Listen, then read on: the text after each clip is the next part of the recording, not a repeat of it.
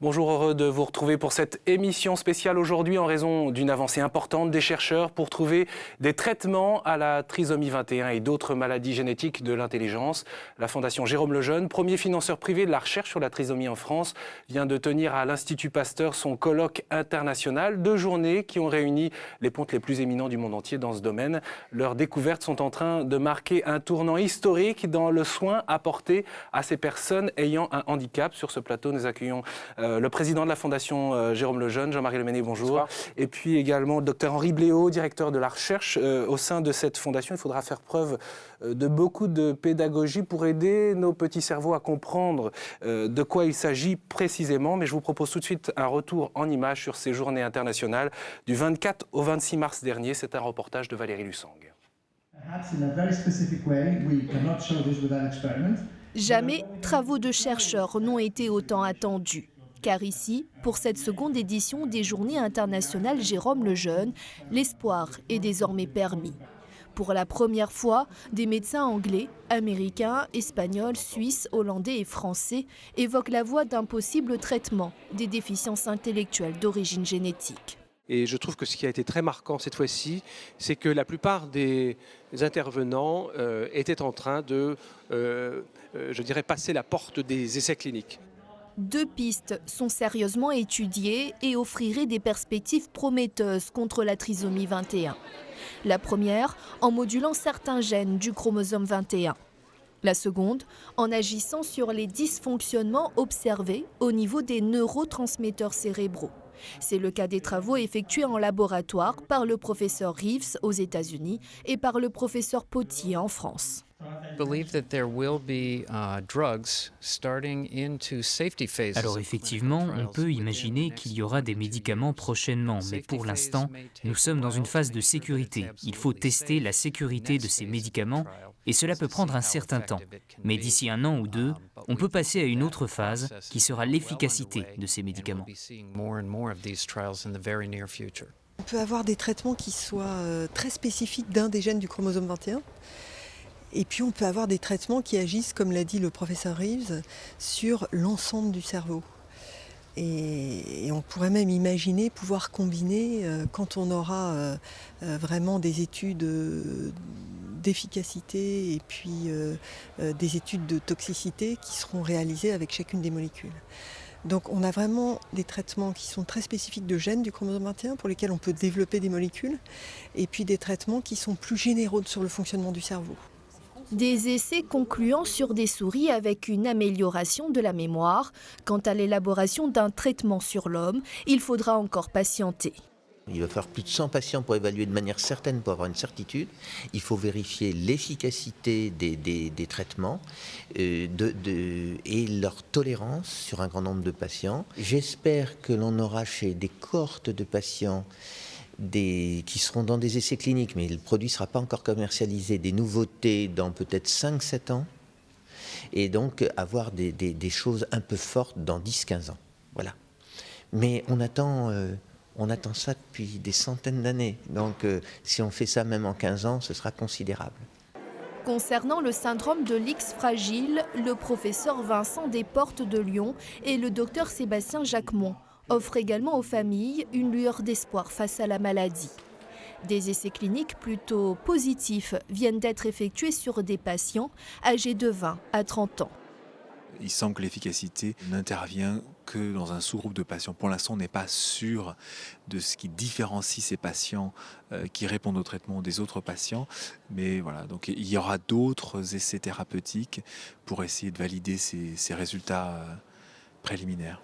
En France, près de 400 000 personnes seraient atteintes d'une maladie à déficience intellectuelle d'origine génétique. Avec ces avancées médicales, le rêve de nombreux parents et de malades pourrait, dans un futur proche, devenir une réalité.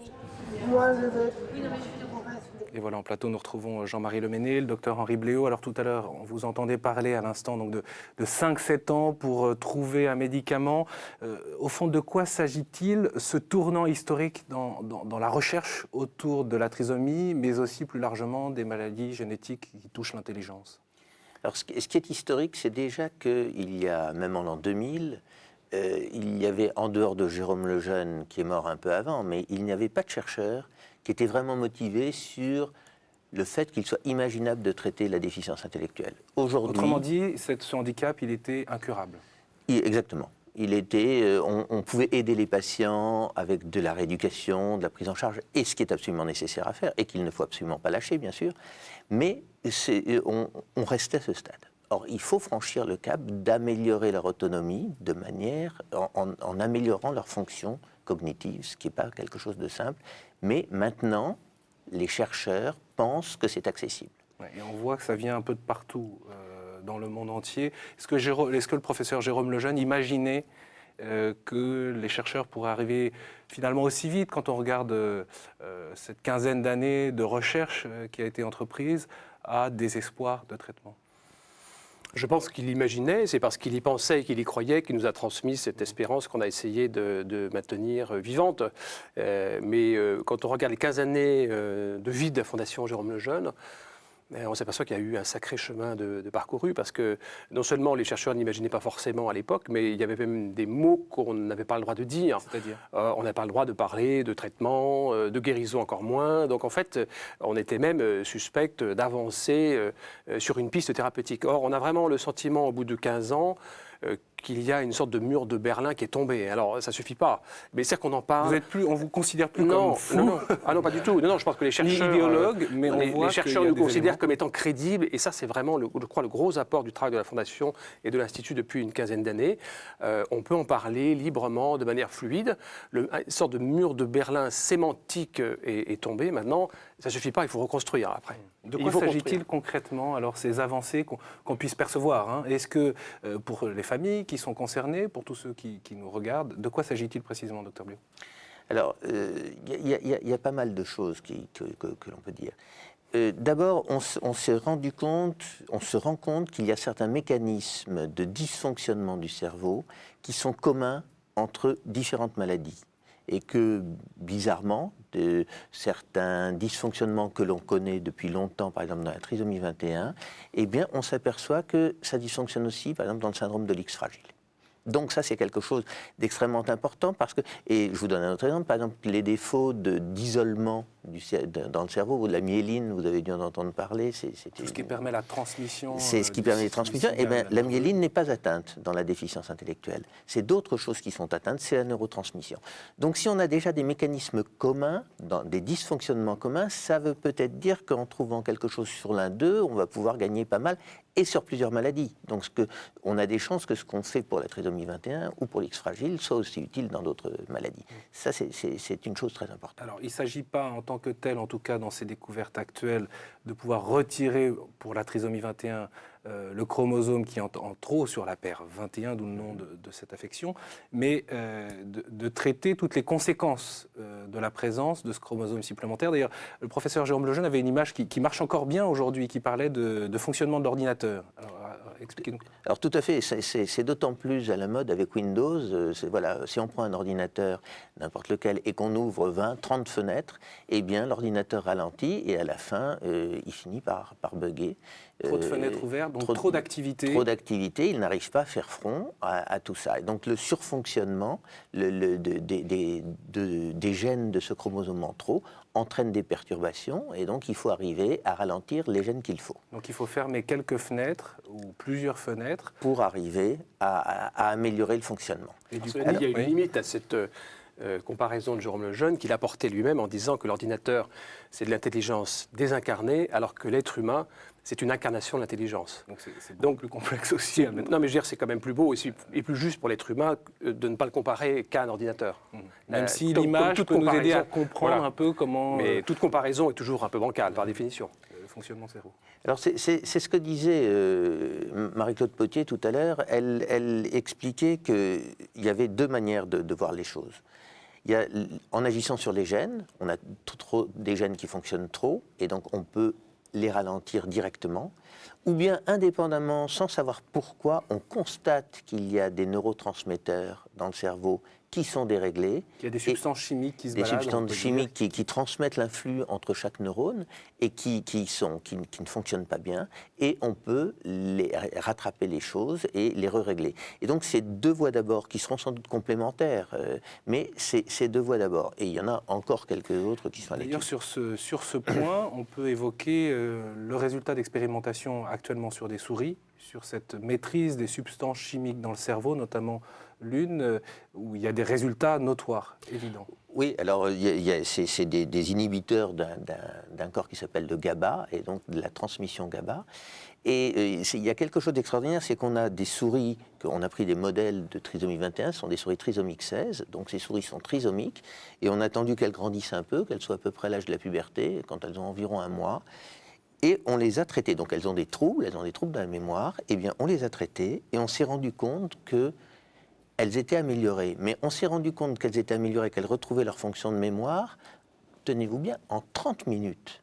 Ce qui veut dire que vraisemblablement une bonne part des dysfonctionnements que nous avons sont purement la fonction qui ne fonctionne pas bien, c'est fonctionnel, et ce n'est pas un défaut anatomique d'une insuffisance de nombre de cellules nerveuses, de tout ça, ce qui peut compter aussi.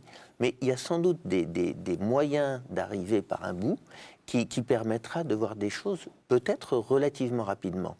Et donc, en même temps, dit, qui pourrait permettre à des personnes atteintes de ces handicaps de retrouver des fonctions très rapidement si l'équilibre des substances chimiques dans le cerveau en particulier est rééquilibré. Et rééquilibré. Ça les aiderait par exemple, dans leur fonction de mémorisation. Mais ce qu'il faut savoir, c'est que quand on mémorise quelque chose, quand on apprend quelque chose, en fait, sur le plan anatomique, on crée des synapses, des connexions entre les neurones, et c'est en fait ce que fait la rééducation.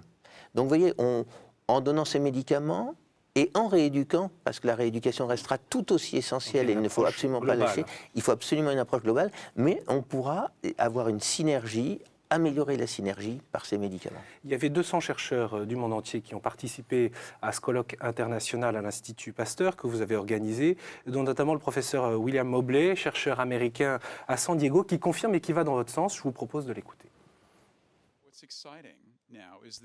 Ce qui est très intéressant maintenant, c'est que nous savons qu'il existe un gène qui est présent et surexprimé dans la trisomie 21 et qui est très important pour expliquer les causes de la maladie d'Alzheimer chez les personnes âgées atteintes de la trisomie 21.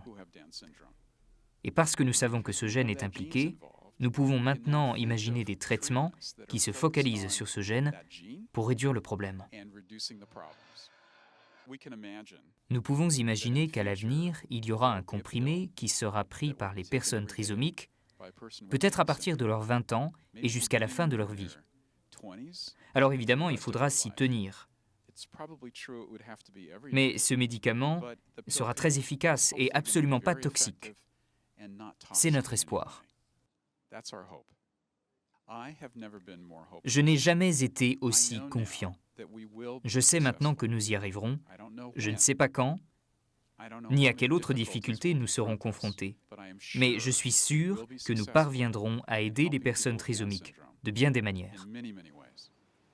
Alors on le voit à l'instant, donc le professeur Mobley le dit aussi, il y a cet objectif à moyen terme de médicaments. Il parle aussi de la maladie d'Alzheimer. Alors est-ce qu'il y a des liens entre les découvertes que vous pouvez faire autour de la trisomie ou des maladies de l'intelligence? Vous avez parlé tout à l'heure du syndrome de l'X fragile. Est-ce qu'il y a des liens entre ces maladies-là et puis des maladies, des affections qui concernent encore plus de personnes aujourd'hui? Alors, vous avez tout à fait raison, il y a des liens. Les patients trisomiques 21 ont très facilement des troubles de la mémoire de type maladie d'Alzheimer, sans qu'on puisse savoir de manière certaine, et c'est dû à la présence d'un gène bien connu sur le chromosome 21. Et ce gène dont parlait William Mobley.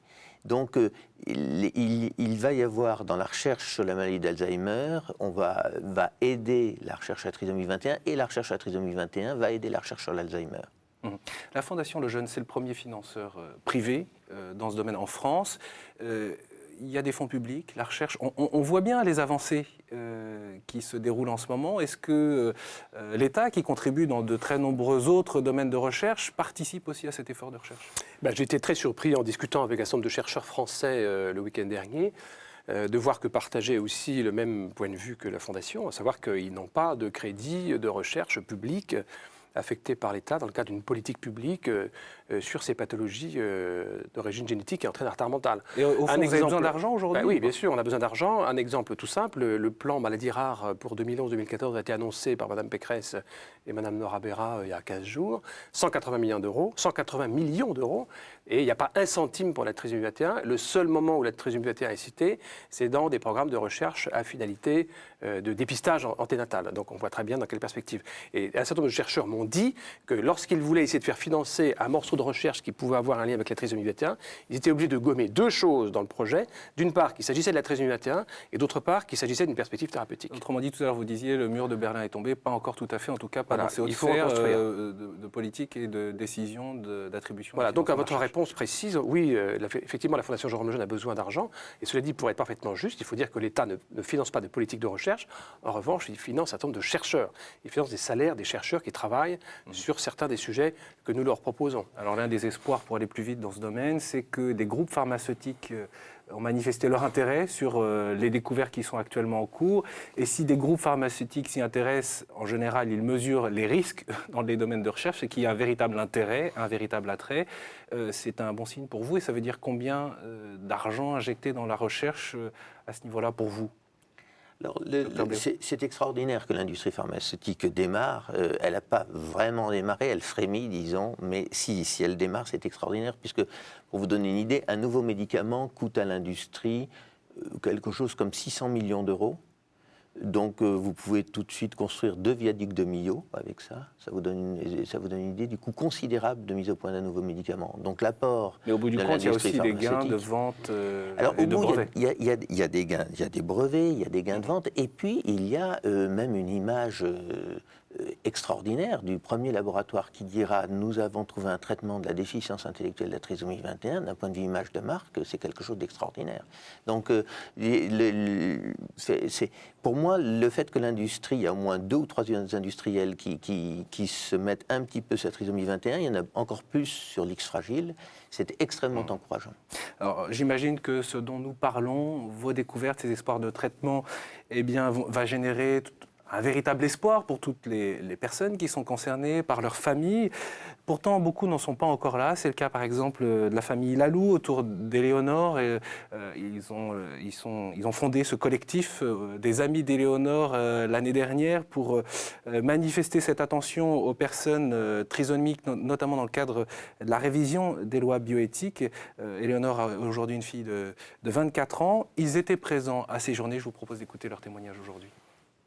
On a essayé de susciter un vrai débat, une véritable sensibilisation du législateur, parce qu'en fait, on s'aperçoit qu'il méconnaît la trisomie 21. Je pense qu'on a parfois des relais dans les assemblées, parce que c'est un député ou un sénateur qui connaît de près, ou moins, mais qui connaît la personne trisomique. Alors, je pense que le gros travail à faire, effectivement, c'est de faire connaître la trisomie afin que les premiers changent de regard pour qu'ils aient une action positive par rapport à la loi. Papa et moi, on est allés au moins 2 fois à l'Assemblée nationale. On est allés voir Paul Gento en tout premier. Après, on est allé voir Hervé Mariton. Je pense aussi que les gens, de plus en plus, ont une connaissance scientifique de la trisomie 21, ce qui leur permet peut-être de voir cette déficience d'une autre façon. Donc, des choses vont dans le bon sens. Mais je pense qu'il y a encore beaucoup à faire, surtout pour rassurer les mamans à qui on annonce la déficience à la naissance. Et en effet, il y a encore beaucoup à faire, hein, Jean-Marie Leméné. On est en plein dans l'actualité, puisque le Sénat est en cours d'examen de cette loi, la révision des lois bioéthiques. Le texte est passé à la Commission des Affaires sociales. Ce que demande le collectif des Amis d'Éléonore, je peux le rappeler, c'est le financement de la recherche sur la trisomie. C'est lié à ce qu'on disait à l'instant. Refuser la stigmatisation de la trisomie par l'élargissement des tests autour de la grossesse. Et puis, l'obligation d'une information objective et complète sur les examens de dépistage. Autrement dit, sur ces points-là, il y a encore beaucoup de choses à faire de sensibilisation. En tout cas, on n'a pas l'impression que vous êtes complètement entendu Non, par alors les parlementaires. Éléonore a été très entendue à l'Assemblée nationale, puisque effectivement il y a un amendement qui a été soutenu par le député Jean Leonetti, qui a mis un terme, quelque chose, une réserve par rapport à cette généralisation du dépistage obligatoire pour les médecins. Donc Éléonore a été entendue et la Fondation et d'autres encore ont été entendus à l'Assemblée nationale par un certain nombre de parlementaires qui ont été cités par Éléonore et M. Mariton, suffisamment au Sénat, Jeannot, alors, etc. Mais je suis obligé de constater aujourd'hui, parce que le vote a eu lieu hier et avant-hier, que les sénateurs ont le cœur plus dur, même s'ils ont la tripe sensible, ils ont le cœur dur, les sénateurs. Quel rapport Le au fond, entre premier, la recherche et ces questions de dépistage Ah bah il y a un lien évident, c'est-à-dire que l'État consacre, l'assurance maladie plus précisément consacre 100 millions d'euros chaque année pour faire le dépistage. Il est hors de question qu'il consacre 100 millions d'euros dans une perspective thérapeutique. Il considère qu'il a déjà payé pour la trisomie. Juste pour comparer, je disais que vous étiez le premier financeur privé, vous apportez à peu près 3 millions, un peu moins de 3 millions d'euros sur cette recherche. Voilà, donc ça donne des échelles de grandeur. On a financé une quinzaine de millions depuis 100 millions 10 d'euros ans. pour le dépistage. Voilà. Et pas un centime dans une politique de recherche à visée thérapeutique. Donc le débat n'est pas terminé parce que le Sénat, malheureusement, c'est plus grand-chose. L'Assemblée nationale va revenir sur ce projet. Je pense que les choses, grâce au talent des sénateurs, pourront revenir vers un plus de sagesse. On se rappelle la réaction justement à l'Assemblée nationale du Benjamin de l'Assemblée, le député PS Olivier Dussopt, depuis qu'il se mord les doigts de cette déclaration, mais c'était en commission de bioéthique et il l'a dit, je le cite, quand j'entends que malheureusement 96% des grossesses pour lesquelles la trisomie 21 est repérée, eh bien, se termine par une interruption de grossesse. La vraie question que je me pose, disait-il, c'est pourquoi il en reste 4%. Et alors juste après, le lendemain, il s'est excusé, il s'est dit désolé. Mais au fond, si son propos est scandaleux, peut-être qu'il reflète ce que beaucoup de Français pensent, peut-être ce que beaucoup de parlementaires pensent. Je trouve qu'il a rendu un très grand service. Ce garçon, il n'est pas le seul. D'ailleurs, Jean-Louis Touraine a dit des choses aussi abominables juste après en disant si on ne veut pas prendre de risques avec son enfant trisomique, il ne faut pas faire de diagnostic. Ce qui met un lien très étroit et très direct entre le diagnostic et l'avortement. Alors, je veux dire, comme ça, c'est signé. Mais je pense qu'ils ont rendu... Je ne les attaque pas du tout en pensant qu'ils n'aiment pas les personnes handicapées. Je dis simplement qu'ils reflètent malheureusement, spontanément et de manière un peu bête et maladroite ce que la plupart des gens pensent. Et le mérite de ce débat à l'Assemblée nationale, c'est d'avoir fait susciter la conscience chez un certain nombre de parlementaires, y compris d'ailleurs chez Jean Leonetti, Hervé Mariton et d'autres encore. Est-ce que vos découvertes vont faire infléchir ce rapport à la trisomie 21, mais plus largement, peut-être même sur le rapport à la personne, à la dignité de la personne humaine? Ça, j'en suis absolument sûr. Vous vous rendez compte, si demain, on avait un traitement qui fasse qu'on améliore... Demain, c'est 10 ans, 10 ans ou 15 ans, je ne sais pas, je ne suis pas devin, mais dans quelques années, le jour où on dira qu'on a un traitement pour traiter la déficience intellectuelle de la trisomie 21, même d'une manière pas complète, ça va changer complètement la manière de penser, et en particulier du corps médical, mais aussi de nos politiques. Je dirais même que, sans attendre la découverte elle-même, ou les découvertes qui permettront d'avoir ce ou ces médicaments, je pense que le fait déjà, aujourd'hui, d'avoir une recherche crédible avec des chercheurs qui peuvent s'exprimer librement sur ce sujet-là, c'est déjà de nature à faire changer le débat et la perception de la trisomie 21 qu'en ont l'opinion publique et les médias et les hommes politiques. Mais ça demande quand même un petit peu de temps, et c'est grâce à des émissions comme celle-là qu'on peut le faire. Et en même temps, autour de ces révisions de loi bioéthique, il y a plusieurs annonces de découvertes, d'innovation. Par exemple, le professeur Péchanski annonce aussi, alors lui, voulant la libéralisation de la recherche sur l'embryon, il annonce aussi, dans ce même temps que vous, des découvertes. Oui, mais vous savez, on les connaît. Bon, il y a Péchanski, il y a le professeur Friedman, qui sont des habitués des effets de manche, des effets d'annonce le jour du vote de l'Assemblée nationale ou du Sénat. Et vous, c'est pas un effet de manche? Friedman nous a fait... Ah non, je veux dire, franchement, puis on n'est pas sur les 20 heures, malheureusement, et ni dans les premières de couverture. Notre congrès, il est prévu depuis un congrès, ça ne s'improvise pas comme ça en quelques jours. Oui. Non, on n'annonce pas, on n'a pas annoncé de découvertes extraordinaires. Mais si vous écoutez Friedman et Péchanski, ce sont tous les 6 mois, tous les 6 mois des découvertes extraordinaires et des premières mondiales à la veille ou le jour du vote à l'Assemblée ou au Sénat. Donc je le disais, tournant historique dans la recherche sur la trisomie 21 et sur ces maladies de l'intelligence. Les prochaines étapes pour vous, Dr Bléaud, quelles sont-elles? Prochaine étape, ça va être les essais cliniques. Ça va être les premiers essais cliniques chez l'homme. Ça va être de voir si... On voit qu'il y en a déjà aux États-Unis, quelques-uns. Qui démarrent ou qui sont en préparation. Mais bon, on ne sait pas encore, on n'a pas encore de patients traités de manière... avec tout le cadre que nécessite un vrai essai clinique. Bon, désespoir, mais en même temps beaucoup d'humilité de votre part, et il faut de la ténacité encore. Voilà, et il faut qu'on pense à la loi TEPA qui permet aux généreux donateurs qui nous accompagnent depuis si longtemps de déduire de leur ISF un peu de sous pour la Fondation Ça, c'est Jérôme pour Lejeune. vous soutenir très concrètement, financièrement, et à travers cette recherche. En tout cas, un grand merci à tous les deux d'être venus. Docteur Henri Bléau, je rappelle que vous êtes directeur de la recherche à la Fondation Jérôme Lejeune. Jean-Marie Leméné, président de cette fondation qui porte tous ces efforts de recherche. Et d'ailleurs, pour ceux qui veulent en savoir plus sur ces découvertes scientifiques, avec beaucoup plus de précision qu'on a pu le faire au cours de ce plateau, eh bien sûr, vous pouvez visiter le site internet de la Fondation et cette émission que vous retrouvez sur ktotv.com. Un grand merci pour votre présence. Tiens, d'ailleurs, j'en profite pour dire qu'on peut retrouver vos convictions, Jean-Marie Leméné, et le travail de la Fondation dans 2 de vos ouvrages. La trisomie est une tragédie grecque et Nasciturite Salutent aux éditions Salvator. Un grand merci à tous les deux. Très bonne soirée à vous tous. Merci beaucoup.